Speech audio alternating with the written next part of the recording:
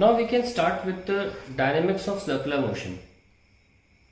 Dynamics word मतलब आ जाता है तो मास भी आ जाता है, dynamics of circular motion.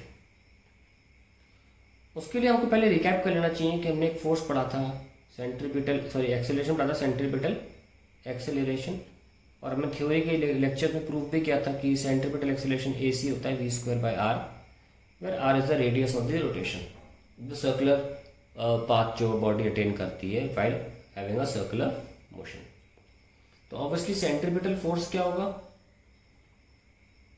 Centripetal force जो होगा Fc वो होगा m टाइम्स v²/r।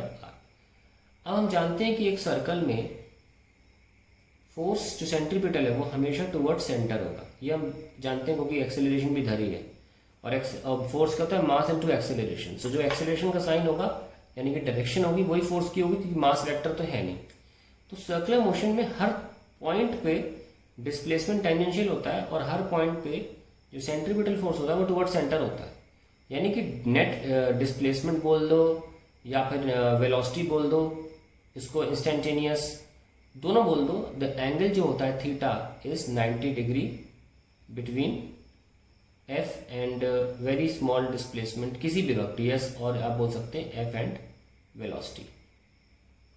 तो इसमें आपका जो एंगल 90 डिग्री है, देयरफॉर जो वर्क डन होगा F.S होता है वो हमेशा जीरो आता रहेगा, क्योंकि जब भी डॉट प्रोडक्ट 90 डिग्री होता है दो वेक्टर्स के बीच में, यहाँ देखिए डिस्प्लेसमेंट टेंजेंशियल है और फोर्स अंदर है, तो या वेलोसिटी भी बोल सकते हैं, दोनों सूरतों में वर्क डन जीरो आ जाएगा, जिसकी वजह से there will be no change in kinetic energy, there will be no change in kinetic energy.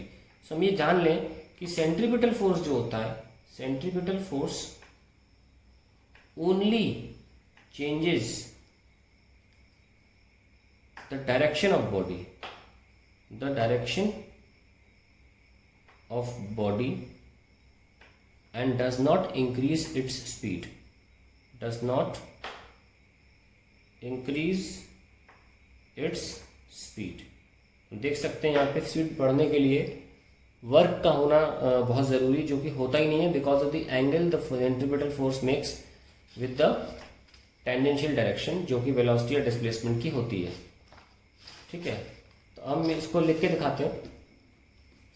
खैर अभी हम क्या करने जा रहे हैं, suppose we are going to find out the velocities of cars on a circular track. So velocity range of four-wheeler on a circular track, ये हमको करना है। मान लीजिए ये हमारा सर्कुलर ट्रैक है और सेंटर तो सेंटर से ही आएगा, है ना, और ये हमारे पास व्हील्स हैं गाड़ी की, ये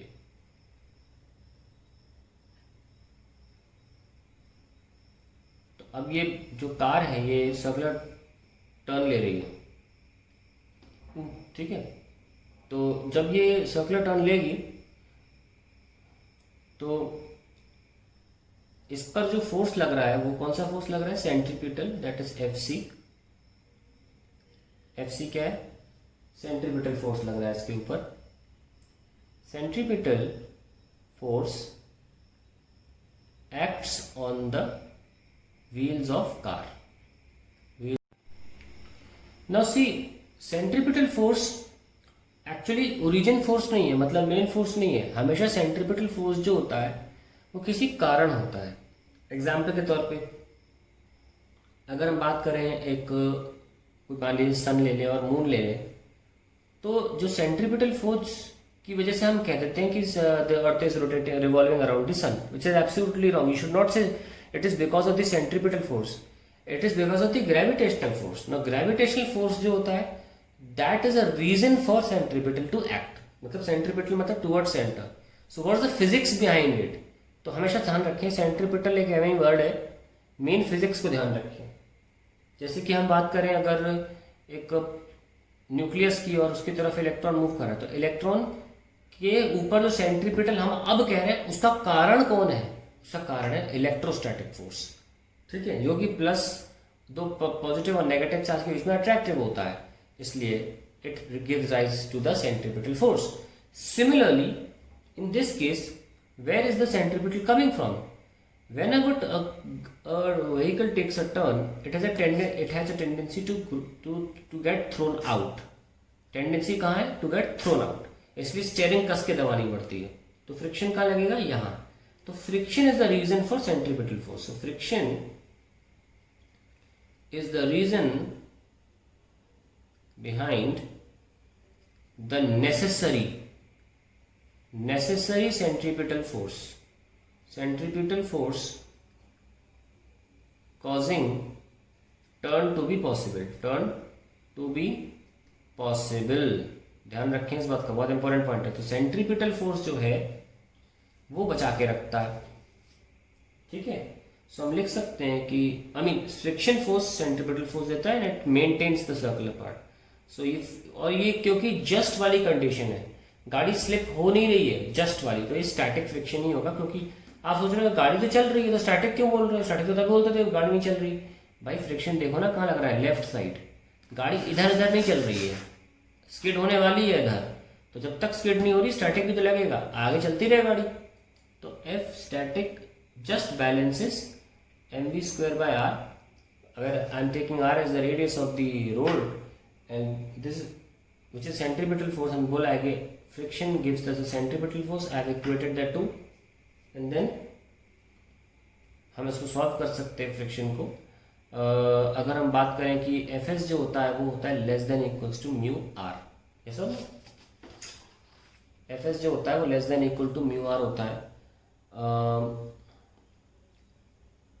यानी कि हम लिख सकते हैं एफ एस की जगह पर mv² by r less than equal to mu R, है ना.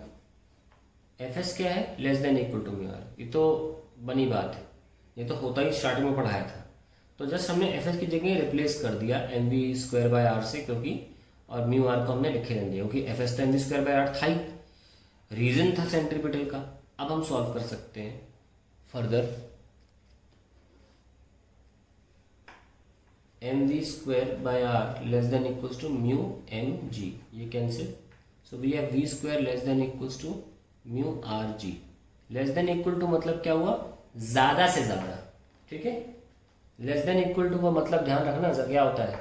ज्यादा से, हिंदी में ज्यादा से ज्यादा ये स्पीड हो सकती है, इससे ज्यादा होगी तो आप बाहर फेंक जाओगे, ठीक है. तो हम इसको लिख लेते हैं.